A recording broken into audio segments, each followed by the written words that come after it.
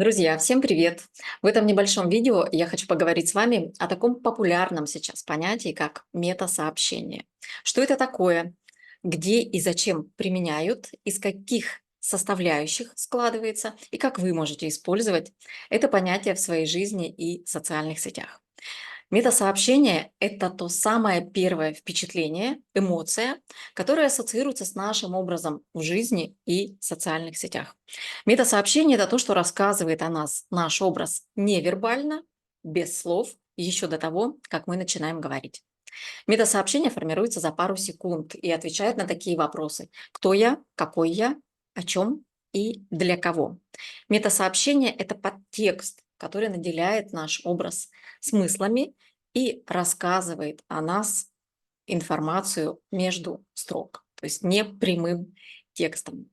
И если сказать одним словом, то метасообщение– это такая ассоциация, которая возникает о нас у других людей при первом и не только взаимодействии с нами. И если сказать, какие есть источники информации и что в нашей жизни может быть метасообщением, что может рассказывать о нас без слов за пару секунд, то я говорю всегда так: все в нашей жизни есть метасообщение. На самом деле, каждый раз, когда мы встречаем человека, незнакомого, допустим, нам человека, нам достаточно 2 секунды, и я сегодня вам это докажу, для того, чтобы дать ему оценку. И не просто предположить, в какой сфере деятельности он, может быть, работает, но и наделить еще и его личность какими-то качествами, характеристиками, и, ну и, собственно говоря, понять, да, подходит этот человек нам или не подходит, остаемся мы с ним или расстаемся, если мы говорим про социальные сети.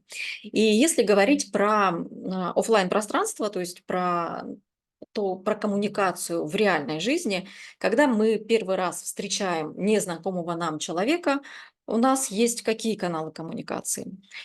Есть визуальный образ, и это огромная составляющая. И сегодня именно об этой составляющей преимущественно я буду говорить. Ну, собственно, понятно, потому что в этом направлении я специализируюсь, и у меня есть очень большой опыт, практика и профессионализм. Соответственно, у нас есть внешний образ, и даже если мы еще ничего не рассказываем о себе, наш образ, он уже рассказал. Мы посмотрим сейчас с вами примеры. Что у нас есть еще? У нас есть голос. И голос– это огромная составляющая, которая дает очень много информации о нас. Даже если, ну, то есть мы не обращаем внимания на содержание речи, я сейчас говорю о голосе как о высоте голоса, высокий, низкий, скорость речи быстрая, низкая, тембр голоса, который является нашей индивидуальностью, скажем так, да, то есть такой уникальный тембр у каждого человека. Далее, какие у нас есть еще каналы коммуникации? Мы двигаемся, да, и мы занимаем в пространстве сколько-то места, либо вот так вот, как альфа-самцы, либо мы вот так закрываемся, сжимаемся и делаем вид, что нас здесь вообще нету. Мимика, жесты, походка, осанка, положение тела в пространстве– это все рассказывает о нас, даже если мы выключим звук и не будем слышать, что человек говорит. Точно так же работает, допустим, когда человек выходит на сцену. Вот вы пришли на какое-то выступление, человек выходит на сцену, и чем он начинает что-то говорить, рассказывать, да, пока он идет до своего микрофона, вы уже вот за это время можете дать ему оценку. Опять же, да, вы пришли на какого-то специалиста, и вот вы его видите, как он идет, как он двигается, его внешний образ, и вы уже за 1 секунду в своей голове сопоставили тот факт, соответствует ли он вашим ожиданиям, ожиданиям той теме, той экспертности, которую он сейчас будет транслировать, той личности, на которую вы пришли. Это если говорить про оффлайн пространство. Когда мы говорим про онлайн пространство, то там вообще неограниченное количество источников информации. Опять же, это визуальный образ, конечно, он всегда есть. Только в социальных сетях наш визуальный образ, он выходит далеко за пределы нашего и внешнего образа, и в целом нашего образа. Да? Это в целом визуальный ряд, который ассоциируется с нами. Желательно бы, чтобы этот визуальный ряд был о том же, о чем мы сами. Какие еще каналы информации есть в социальных сетях? Мы там точно так же говорим.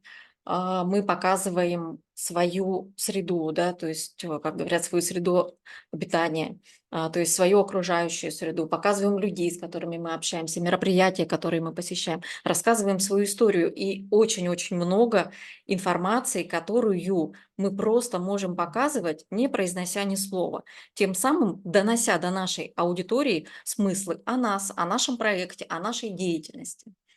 И все это называется метасообщением. Все то, что сопровождает нас, все то, что нас окружает, все наши действия, поступки, все те предметы, интерьеры, места, людей, которые мы выбираем, это все рассказывает о нас. И хочу начать с такой темы, почему сейчас этому уделяется такое большое внимание. И, собственно говоря, внимание сегодня самая дорогая валюта нашего времени. Стоимость внимания растет с каждым днем. И, как я люблю говорить, сегодня более успешен не тот, кто более экспертен, а тот, кто умеет о себе рассказать, кто умеет привлекать это внимание. И когда мы создаем контент, когда мы проявляем себя в социальных сетях, и контент, который создаем контент и в целом информацию, которая привлекает внимание аудитории и привлекает новую аудиторию, то есть когда мы наращиваем свой социальный капитал в виде нашей аудитории, а сегодня это очень серьезный ресурс, в который можно, нужно инвестировать, который можно монетизировать. Соответственно, мы инвестируем в свой проект и свой личный бренд. И чем больше наша аудитория проживает с нами каких-то эмоциональных моментов, чем больше отклик аудитории на нашу личность, на наши ценности, на наши цели, на наши смыслы, которые мы транслируем, тем лояльнее эта аудитория и, соответственно, тем сильнее ваш личный бренд. И поэтому вот в этом контексте метасообщение– это такой инструмент, который позволяет устанавливать вот эту устойчивую эмоциональную связь со своей аудиторией невербально. То есть это не прямым текстом, когда я выхожу и говорю: «Здравствуйте, меня зовут Наталья Троян», а когда я показываю через визуал, через какие-то другие смыслы, о которых мы сегодня поговорим, вообще о себе, какой я человек, какая я личность, какая моя история, какой результат взаимодействия со мной и какой результат результата взаимодействия со мной, да, то есть такое понятие, сегодня тоже о нем поговорим. Поэтому еще раз хочу сказать, что метасообщение– это такой инструмент, который позволяет доносить смыслы до вашей аудитории через очень разные каналы информации. И давайте посмотрим, начнем с визуальных образов, да? Какие смыслы и как доносит нам визуал. Мы видим 3 картинки. Можем ли мы за 2 секунды сказать, какая сфера деятельности у этих людей? Можем. Ну, во всяком случае, нишу-то точно скажем, да. Первая ниша– это что-то про креатив, возможно, это какая-то фэшн-индустрия, модный фотограф, дизайнер, фэшн-стилист. Можем сказать, почему. Да, мы можем разложить это на составляющие, да, визуального образа. Это контрастные оттенки, контрасты форм, фактур, цвета. Это определенный кинетический образ, да, ну, то есть, или можно сказать, позировка тела, положение тела в пространстве. Можно разложить и рассказать абсолютно точно, вот соединить вот эту эмоцию и разложить ее на составляющие. Вторая картинка, про что она, какая ниша? Это что-то про экологичность, да, то есть экологичность, комфорт, мягкость, много ниш может быть на самом деле, да, здесь, но в целом вот расслабленность, да, то есть что-то такое достаточно мягкое и экологичное. Третий образ. Это что-то более консервативное, более четкое, строгое, например, консалтинг, юридические услуги, то есть там, где нужна собранность, четкость, цифры, да, например. Далее, один герой и три разных картинки. Можем ли мы считать эмоцию за пару секунд, которую транслируют эти образы? Да, и я их сейчас назову. Это первая картинка – это сила, власть, вторая картинка – открытый, и третью картинку мы бы назвали свой. Я ее уже как-то называла у себя в социальных сетях. Да? Можем разложить на вот составляющие, что именно дает эти характеристики. Можем. Первая картинка – это визуальный образ, это контрастное сочетание холодных, таких приглушенных оттенков. Это кинетический образ, и он играет здесь очень большую роль, да, то есть это положение тела в пространстве, это выражение лица, и это символика, которая есть в этом образе, это флаг, герб и так далее. Соответственно, остальные точно так же, да, я не буду сейчас каждую картинку описывать, чтобы не, в общем, чтобы мое видео опять не стало лекцией на 2 часа. Дальше теперь это образ-картинка в целом мы смотрели. Давайте теперь просто посмотрим одежду, да? Не рассматриваем задний фон, смотрим просто одежду. Как бы мы назвали первое впечатление, какая она, да? Первая романтичная, вторая сексуальная. Разложить можем цвет рюши, волосы, бантики, все это про романтику. Второе – порватые джинсы, контрастные оттенки, металл в аксессуарах. И все это нас уводит в драматический стиль и транслирует сексуальность. Эти обе картинки можно назвать дорого. Дорого, роскошь, респектабельность. Что дает дорого? И опять же можем разложить эти составляющие. Да, первое – это фактуры, очень важная составляющая. Фактура и дорого – это вообще очень взаимосвязанные вещи. Я не буду, опять же, вдаваться в подробности. Вообще, если вам тема дорого интересна, у меня есть очень хорошее видео, которое называется «Как выглядеть дорого, не тратя на это много денег». И я там очень подробно в течение 1,5 часов рассказываю про дорого. Дальше. Первый образ – комфорт, второй – сексуальность. То есть незначительные изменения в образе фактур, оттенков, геометрии дает вот такое разное впечатление. Как бы назвали одним словом вот этот визуал? Я бы назвала это «я из будущего», да, потому что есть такие элементы футуризма. А, какой сфере, какой сфере деятельности или ниши можно применить такой образ? Нейросети, IT-технологии, то есть там, где я чуть-чуть опережаю время, да? Ну, как я уже сказала, я из будущего. И не так давно я проводила в своей запрещенной социальной сети такой опрос в сторис. Я предлагала 2 картинки и предлагала выбрать, ну, то есть выбрать аудиторию, указать, какую бы картинку они выбрали. Привожу 2 картинки, спрашиваю: в качестве партнера по бизнесу кого выберете? 93% людей выбрали бы в качестве делового партнера человека собранного, сдержанного, более делового и респектабельного, нежели сексуального. Идете к психологу, кого выберете? 94% людей выбрали в качестве психолога открытость, мягкость, доверие, спокойствие, а не вызов. Дизайн интерьера. 85% людей выбрали для дизайнера интерьера такие качества, как креатив, смелость, неординарность и творчество. Здесь тоже про деловой образ, и все понятно. Няню для своего ребенка какую выберете? 94% людей, девушек, скорее всего, выбирают для няни такие качества, как надежность, мобильность, динамичность, активность, доверие и комфорт.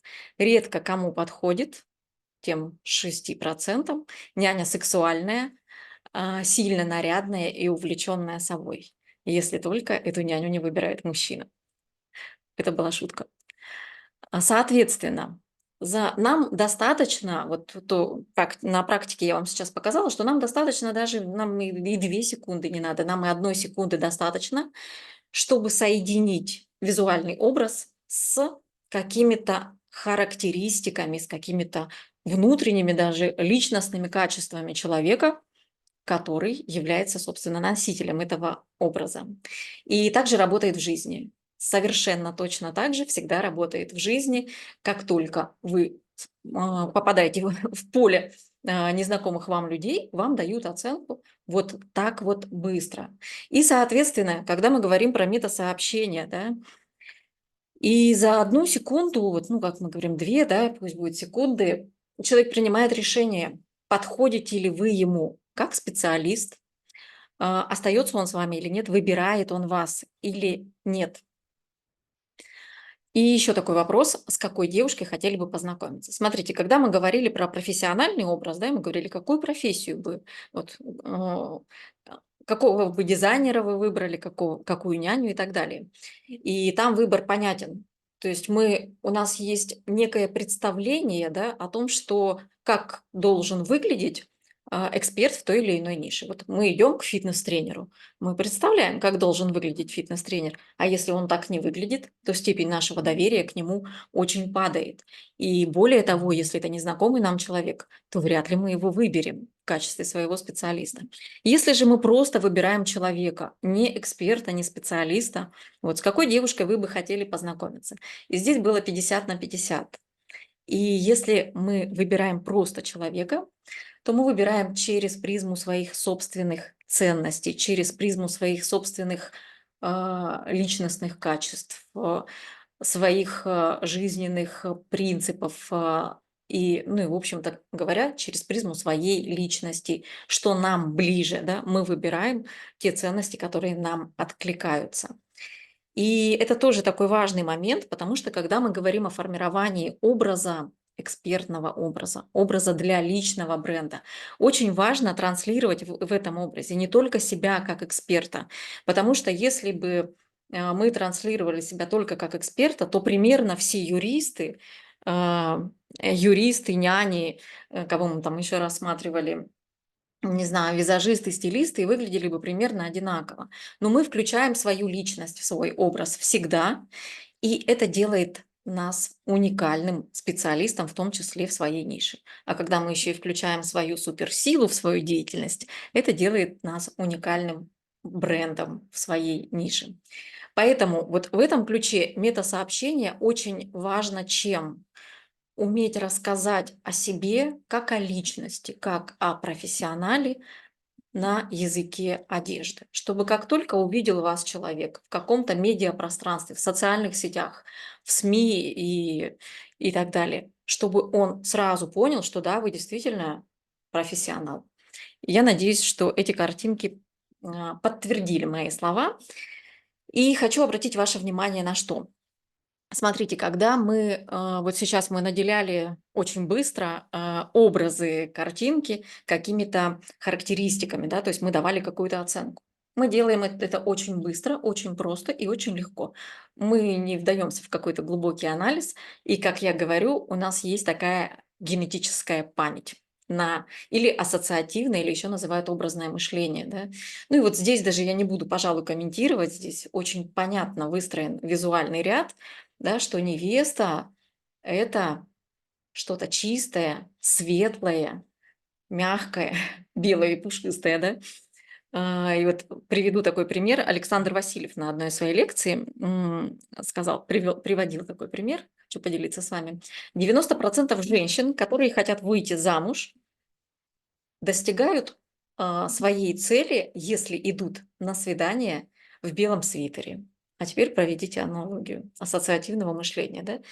Потому что 90% мужчин, я говорю про мужчин со здоровыми семейными ценностями, в своей потенциальной жене, в своей невесте хотят видеть что? То есть ищут какие качества?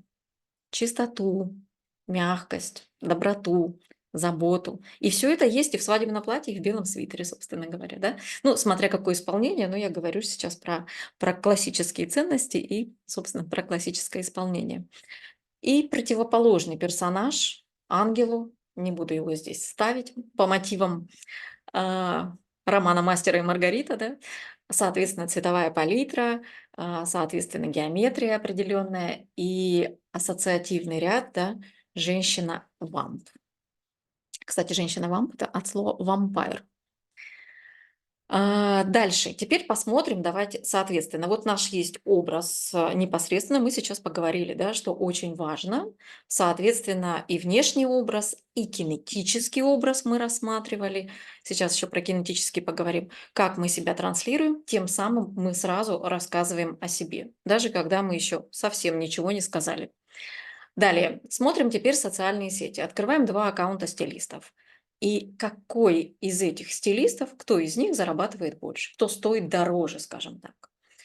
И по этому визуалу очевидно, что это второй аккаунт. И мы тоже, точно так же, как и образ человека, и аккаунт мы тоже можем разложить. Да? Это та же самая цветовая палитра, такая практически ахроматичная, минималистичный такой стиль, те же самые символы, да, если там был флаг, то здесь у нас символ в виде названий люксовых брендов, и это все сразу, вот это все вместе, да, и визуал, и какие-то символы, и позировка этой девушки, хотя не обязательно, да, чтобы в каждом квадратике был человек, мы можем и без него прекрасно рассказать о нем.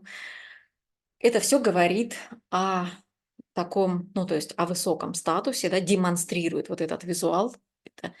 Первый визуал демонстрирует открытость, доступность, легкость, мягкость и говорит такой: «Я своя».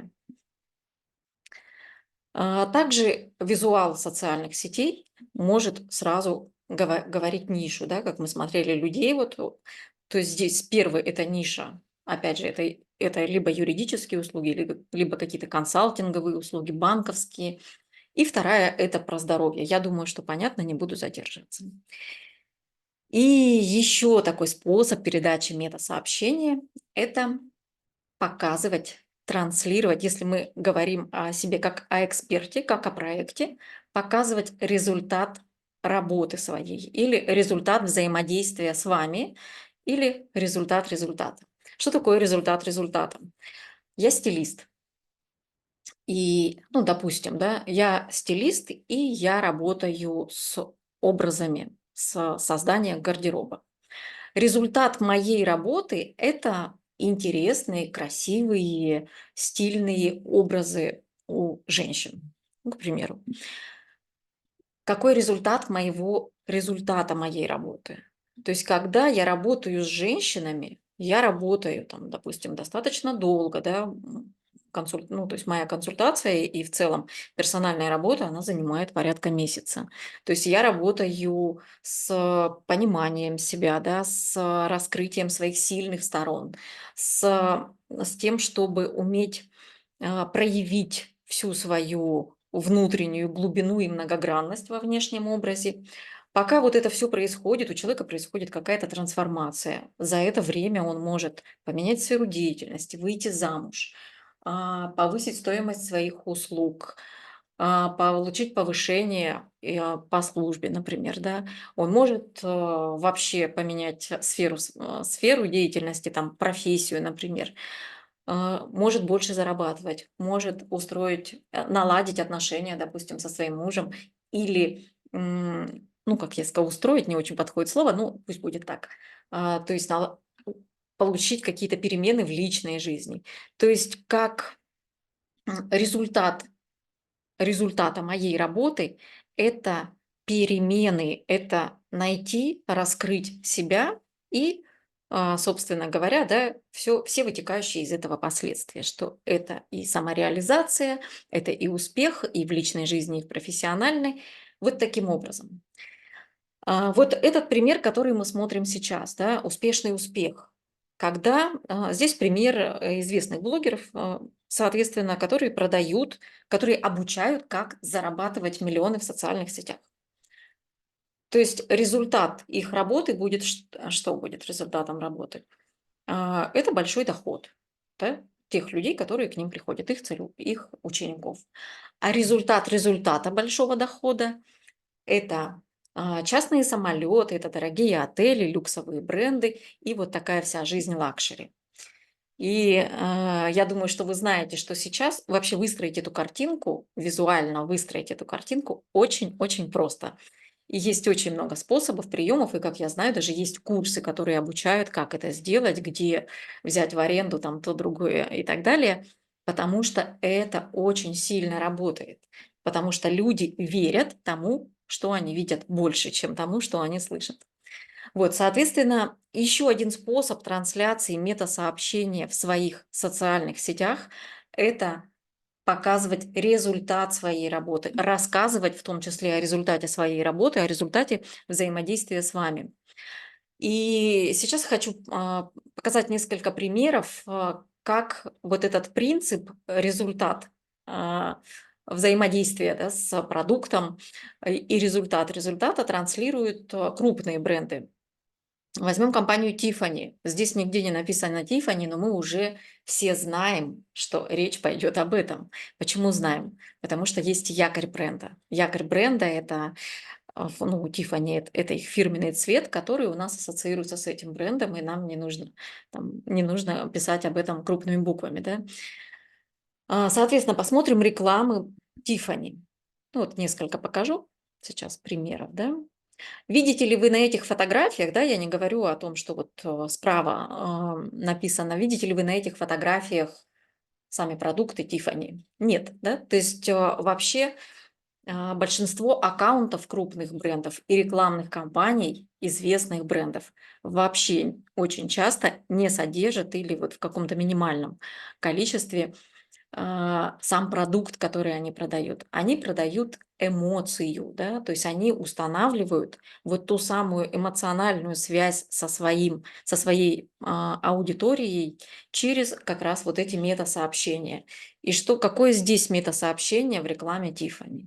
Это любовь, семья, дети и, собственно, семейное счастье, семейные ценности. И девушки, которые хотят Тифани, они на самом деле хотят не Тифани, они хотят вот это все, те ценности, те сообщения, которые показывает им рекламная кампания. Ну и так еще быстренько пройдусь в двух словах.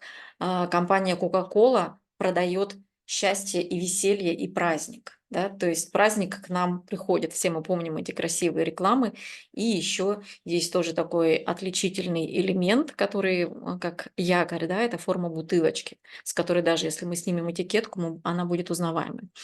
Компания Nike приглашает в свои рекламные кампании известных, успешных спортсменов, тем самым она говорит, что, то есть какое метасообщение транслирует, что Nike – это про большой спорт и про большие победы. Что транслируют люксовые бренды на показах и в своих рекламных кампаниях вот таким вот очень-очень серьезным лицом моделей? Я спрашивала об этом вчера в своих социальных сетях, и очень-очень много было ответов. Да, дистанция, недоступность. То есть улыбка, мягкость, это такой я свой, да. Вот сейчас покажу, здесь где-то у меня есть пример, да, я такой я свой для большой-большой аудитории. Вот это холодное лицо говорит о недоступности, об эксклюзивности, о том, что я не для всех, я для избранных. И, соответственно, последние годы очень многие рекламные кампании, даже масс-маркета, они используют этот прием для того, чтобы повысить уровень, ну, собственно, своих товаров. Так, еще тут хотела про сексуальность рассказать. Ну ладно, время уже много. Планировала уложиться в 30 минут. Давайте пока пропущу. Итого, хочу подвести итог. Если мы говорим про социальные сети или мы говорим про любое ваше проявление в медиапространстве, это могут быть какие-то статьи в СМИ, в журналах, ну то есть там, где нет непосредственно вас, с вашей энергией, с вашей харизмой, с вашим полем, есть много элементов или много источников информации, через которые вы можете передать и свое позиционирование, и можете передать результат своего продукта, свои ценности и, соответственно, установить эмоциональную связь с покупателями, которые, чем больше, как я уже вначале говорила, чем больше у вас эмоций, чем больше эмоций вы вызываете у своей аудитории, чем больше моментов она с вами проживает, тем более близки ваши отношения. Ну, если опять же провести аналогию с жизнью, да, какие люди нам самые близкие, дорогие? Ну, наши самые близкие, собственно, люди, в которых мы вложили много тех самых эмоций. И, собственно говоря, вот это понятие мета-сообщения, то есть умение донести смыслы, ценности и информацию через разные источники, через разные источники и разные каналы коммуникации, это понятие широко используется в маркетинге как крупных брендов, так и личных брендов. Собственно, благодаря чему это понятие сейчас стало популярным. Позволяет выстраивать свое позиционирование в рамках ниши. Пример. Я стилист. И вокруг меня еще миллион стилистов, да. Чем я отличаюсь от них? Что я буду выстраивать свою? Какой результат я даю? Что мне нравится? Что я люблю? Ну, к примеру, приведу свой пример, да. Я стилист, я люблю Италию. Я не буду рассказывать в каждом посте, что я люблю Италию, что я училась в Италии. Но где-то я просто возьму фон, да, с этой темой. И люди, которые любят Италию, они ко мне присоединяются, потому что видят на меня, считывают как свой, да, собственно. Я стилист, но для меня очень важны семейные ценности, и я их транслирую. Опять же, не в каждом посте и не каждый день, да, но есть аудитория, которая реагирует на мою семью в 5 раз больше, чем на всю мою экспертность. И тем самым, уже все сказала, да, устанавливается эмоциональная связь, потому что люди выбирают людей, их ценности и, собственно говоря, а, доверяют люди, больше тем, кого они больше и лучше знают. Соответственно, позволяет отстраиваться, выделяться на фоне коллег, рассказывать о себе без слов, привлекать внимание аудитории и делает ваш образ запоминающимся. Да? Мета-сообщение через какой-то выбранный элемент, допустим, визуальный, или это может быть элемент, связанный, ну, если говорить про визуал, с формой, с цветом, с какой-то геометрией. Да? Это большая тема, называется якорь бренда. И если у вас есть такой якорь, который каждый раз ассоциируется с вами и ассоциируется еще и с тем, о чем вы, то это делает ваш образ запоминающимся в медиапространстве. Как мы применяем в жизни, да, то есть про маркетинг, про продвижение я сказала. Почему, если даже мы не эксперт, мы не продвигаем себя в социальных сетях, мы не запускаем рекламу, и нам это не интересно? Почему нам в жизни это может быть интересно? Потому что умение рассказать о себе без слов, какой я, да, и я вам сегодня показала несколько примеров, что как мы выбираем людей очень быстро. Это очень полезный навык, потому что позволяет привлекать в свою жизнь людей со схожими целями и ценностями. Это относится и к личной жизни, и к профессиональной. Очень частый запрос ко мне, как к эксперту по визуалу, люди воспринимают меня не таким, какой я есть. Вот прямо один из недавних примеров, да, эксперт очень сильный, но визуально не считывается. Визуально считывается как такая молодая, мягкая, легкая, достаточно такая скромная девушка, хотя там внутри такая сила. И каждый раз человеку, придя там на деловую встречу, она говорит: мне приходится полчаса потратить на то, чтобы доказать, что я действительно эксперт. А потом уже начинается работа, да. Поэтому умение рассказать о себе, соединить свое внутреннее содержание с внешним выражением очень важно в жизни. И это же умение позволяет нам и управлять впечатлением, потому что когда мы понимаем, какой я сам, вот я такой, и я выражаю себя вот так. Но нужно понимать, что я еще живу в социуме, у меня есть социальные роли. И не для всех социальных ролей меня самого может быть достаточно. И в каких-то социальных ролях мне хочется добавить себе. Где-то мне хочется быть более уверенным, где-то мне хочется быть более нежной, более женственной. И в зависимости от цели и ситуации, если я умею это сделать, не потому что я играю какую-то роль, потому что я подчеркиваю, да, усиливаю какое-то качество в себе через те самые мета-сообщения. Почему бы и нет? Это всегда сокращает путь к успеху в любой сфере жизни. Ну и продавать свои услуги, не продавая через мета-сообщения, мы уже об этом говорили. И на примере сейчас мы с вами, я буду заканчивать, мы с вами рассмотрели, как работает метасообщение во внешнем образе, в визуальном образе, да, потому что визуал это далеко не только одежда, это далеко не только ваш внешний образ в целом, да, там лицо, волосы, кожа, зубы и так далее. Рост, вес, пропорции тела — это все тоже визуальный образ. Есть много других источников, когда мы говорим про формирование имиджа, да, вот мы рассматриваем вот такие составляющие.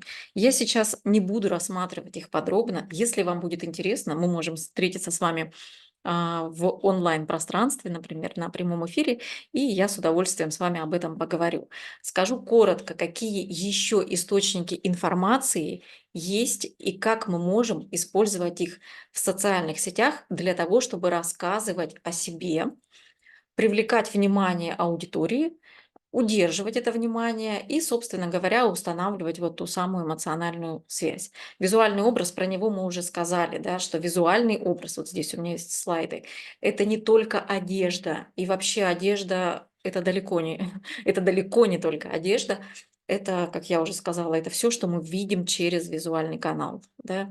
То есть, если мы говорим про человека, это и прическа, и макияж, или борода, если это мужчина, это и пропорции лица, фигуры, и это, собственно, одежда, макияж, аксессуары. Если говорим про социальные сети, это весь визуал, который выстроен в вашей ленте социальных сетей. И, как я уже сказала, желательно бы, чтобы он был о том же, о чем и вы.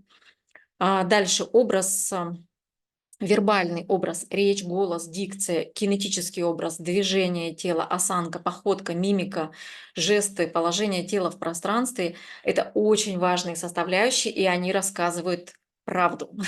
Они говорят на самом деле то, какой вы есть. Ну, например, тоже один из недавних примеров. Приходит девушка и говорит: я хочу быть сильным руководителем, лидером, а голос высокий, да, такой: привет, девчонки. И понимаете, как бы ты ни выстраивал визуальный образ выстроить просто. Это правда.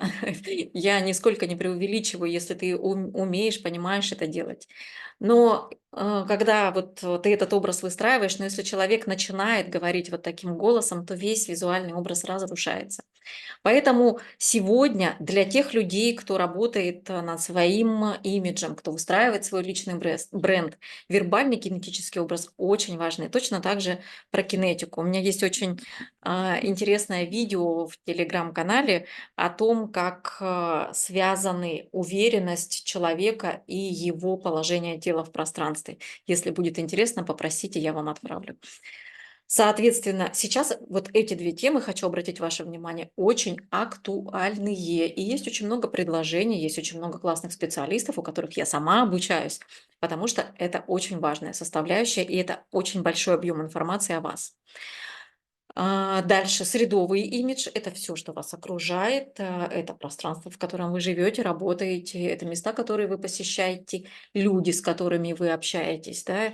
Есть такое понятие, как техника присоединения называется, что если я работаю с такими клиентами, если мои друзья такие люди, тогда значит, что я либо специалист такого уровня, либо вот я такой же человек, как они. Поэтому всегда говорят, да, сейчас очень много. И тоже очень актуальна эта тема, организация каких-то комьюнити, сообществ, где вот встречаются свои, да, окружающая среда. Событийный имидж, причастность к событиям, мероприятиям, или это называется инфоповодом в социальных сетях. Какие события вы посещаете или, возможно, даже организуете сами какие-то мероприятия. А, Какое бы мероприятие вы ни посещали, вы становитесь его частью, и о чем это мероприятие, какие ценности транслирует, сразу переносится как-то и на вас. И помним, да, недавний скандал такой с известной вечеринкой, как это повлияло на имидж людей, которые там были. История, ваш путь и достижения. И это очень продаваемая составляющая, вы знаете, да, вот до и после. И очень многие, опять же, блогеры, особенно которые наставники допустим, по тому, как зарабатывать, по заработку в социальным сетям, по продвижению, они очень часто продают через эту составляющую. И эту составляющую мы можем не только рассказывать свою историю, мы можем ее показывать, вот я до и после. И вы знаете, да, что это очень-очень такие продаваемые вещи. Репутация. Репутация — это тоже большой источник информации о вас. Репутация — это то, что говорят о вас другие. Можете ли вы встраивать это в свои социальные сети? Конечно. То, что говорят о вас другие, это, собственно говоря, люди этому верят больше, чем тому, что вы говорите о себе сам. Особенно если это видеоотзывы, потому что все, что мы видим, я уже сказала, мы этому верим больше. Смысловой образ, экспертность, содержание вашей речи и та ключевая, сейчас скажу, информационное заявление, с которым вы выходите в медиапространство, да. Информационное заявление или ключевая тема, какие ценности вы отстаиваете, какая цель вообще, что вы хотите, как вы хотите сделать этот мир лучше, да.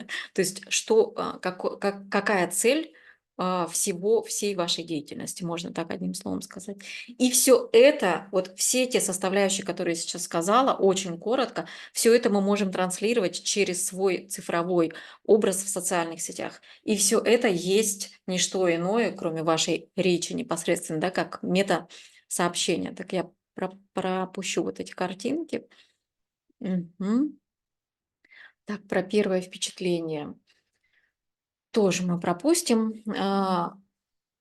Давайте подведу итог сейчас, буду заканчивать. Смотрите, мы поговорили с вами сегодня только, ну, то есть вот как примеры рассмотрели визуальный образ. Почему ему уделяется такое большое внимание? Я тоже уже сказала, да, потому что на самом деле лучше один раз увидеть, чем 100 раз услышать. Мы верим тому, что мы видим больше, чем тому, что мы слышим. И если говорить вот про каналы восприятия информации, да, мы видим, что визуальный канал, он очень большое количество информации, то есть он максимальное количество информации дает. И, соответственно, вначале я вам тоже говорила о том, что при первой встрече с человеком человек вас видит и слышит. Он не знает вот всех тех составляющих, о которых я сейчас говорила. Он не знает вашу историю, достижения, не знает отзывы людей, которые с вами работали, не знает ваше окружение. Он вообще ничего о вас не знает, он вас только видит. И это называется первое впечатление. И при первом впечатлении, все же я вернулась сюда, да, при первом впечатлении роль визуального образа, она максимальна. Чем больше мы знаем о человеке информации, полученной через разные источники, тем меньшее для нас значение имеет внешний образ, потому что мы уже о человеке сложили представление. Когда мы человека не знаем совсем, а социальные сети – это то место, где желательно каждый день встречаться с новыми людьми, да. То есть для этого мы ведем социальные сети, чтобы каждый день привлекать новую аудиторию. И поэтому роль визуального образа, она очень большая. И хочу привести вот таких 3 высказывания, да, ну, то есть 3 поговорки таких: "По одежде встречают, по одежке встречают, а сейчас и провожают". И это действительно так. Почему провожают? Потому что если, а, встреча вам не понравилась, да, то вы, собственно говоря, уже не возвращаетесь к этому человеку.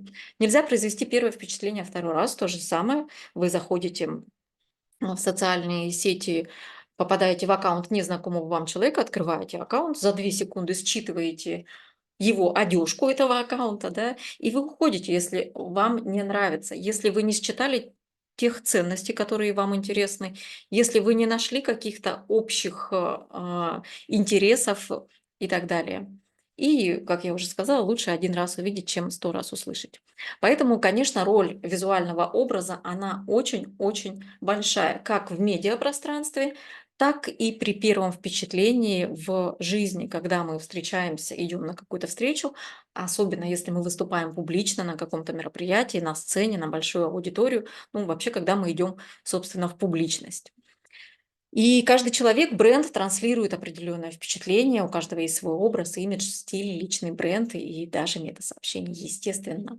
Это впечатление может быть стихийно сложившимся, а может быть осознанно сформированным. И для того, чтобы осознанно сформировать это метасообщение, для того, чтобы осознанно рассказывать о себе, нужно понимать, что именно вы хотите транслировать, что вы хотите о себе рассказать. Для этого бы неплохо понимать, а вообще о чем вы сам, кто вы, о чем вы и для кого. Какую ценность вы несете, какой результат вашей работы и какой результат взаимодействия с вами. И, соответственно, когда вы это все понимаете, Это называется такая распаковка личности, да? А дальше идет уже упаковка, когда мы вкладываем вот эти смыслы, которые вы находите, да, для себя, когда вы их вкладываете, или, как говорят, упаковываете и в свой внешний образ, и в визуал своих социальных сетей, и, собственно говоря, в любой способ коммуникации со своей аудиторией. И если говорить про личный бренд, вообще что такое имидж, стиль и личный бренд? Это такие по содержанию разные понятия, да, хотя очень многие объединяют это понятие. Ну, как говорят, что очень похоже. Если говорить про личный бренд, то это наш имидж. То есть имидж – это образ, который оказывает в целом впечатление о нас, то есть о нашем образе, о нашей личности, точнее. Имидж – это образ, транслирующий определенные эмоции, впечатления о нашей личности. И это впечатление складывается из вот всех тех составляющих, о которых я говорила выше. Но личный бренд – это не только ваш образ, это еще и ваша экспертность, и это репутация. А если говорить про стиль, да, то это составляющая вашего имиджа и вашего личного бренда. Но это очень большая составляющая, и, как правило, работу над личным брендом начинают вот именно в таком порядке, да, то есть внешний образ, визуальный образ, фирменный стиль, в том числе, да, вообще к визуальному образу относится все, что мы видим глазами. И если вам эта тема интересна, как связать свое внутреннее содержание со своим внешним выражением во всех источниках информации. Или, как я говорю, как перевести себя на язык одежды, на язык визуала. Как доносить свой характер, темперамент, свои ценности, ну и в целом свою уникальность через элементы внешнего образа, визуального образа, то я приглашаю вас на свой, собственно говоря, мастер-класс. Мастер-класс на тему психология стиля – это вообще ключевая тема в моей работе, и психология стиля соединяет визуальные образы и смыслы, которые они транслируют, связывает внутреннее содержание человека и внешнее выражение. И эту информацию вы можете использовать. Кому может быть полезен этот мастер-класс, где можно это использовать? Первое. Если вы работаете над своим имиджем, стилем, личным брендом, да, это позволяет вам выстраивать свой собственный стиль и свой визуал в социальных сетях. Если вы работаете с созданием визуала для других людей, например, вы стилист, дизайнер, визажист, парикмахер, дизайнер одежды, фотограф, соответственно, эта информация позволяет вам, ну, может быть, даже даст новый инструмент в работе, ну, а в целом позволяет вам соединить личность человека, его цели, ценности, профессиональную деятельность с теми образами, которые вы ему предлагаете. Ну, и в целом, если вы работаете с визуалом в сфере маркетинга, рекламы, СММ, эта информация, как устанавливать эффективную визуальную коммуникацию между продуктом и аудиторией, между экспертам и аудиторией будет очень полезно. И я вам сегодня приводила такой пример, вот ассоциативный образ, да. Чем отличается мышление стилиста или визуальный ряд стилиста от людей, которые не связаны с этим? Чем больше в нашей голове образов, картинок, ассоциаций, с которыми мы можем проводить, это могут быть образы из кино, искусства, литературы, театра. а, Это может быть путешествие, архитектура, дизайн и так далее. Да? Чем больше образов, мы называем это насмотренностью, у нас есть, тем больше ассоциаций есть в нашей голове, и тем больше мы можем эти ассоциации применять в своей жизни, наделяя свои образы или образы своих клиентов теми или иными качествами и характеристиками. Поэтому, если в целом вы хотите научиться читать образы, а, ну, увидеть больше, чем видели видите сейчас, да, уметь читать любые образы рекламных кампаниях, образы ваших, я не знаю, там, партнеров, коллег, клиентов, то я очень рекомендую вам эту информацию изучить. Эта информация очень полезная, Вы не найдете ее вот в таком свободном доступе в интернете. Она будет состоять, ну, то есть мастер-класс состоит из теоретической части и практикума, как применять это в жизни. Одним словом, я приглашаю вас и с удовольствием буду рада вас видеть. Я на этом буду заканчивать. Благодарю вас за внимание, если вы были со мной до конца. Если у вас будут какие-то вопросы, либо вы хотите поговорить на какую-то тему, либо вам нужен просто ответ, не знаю, обратная связь по вашему образу в социальных сетях и не только. Я буду рада вам ответить. Пишите вопросы под этим видео. И желаю вам прекрасного дня и до новых встреч.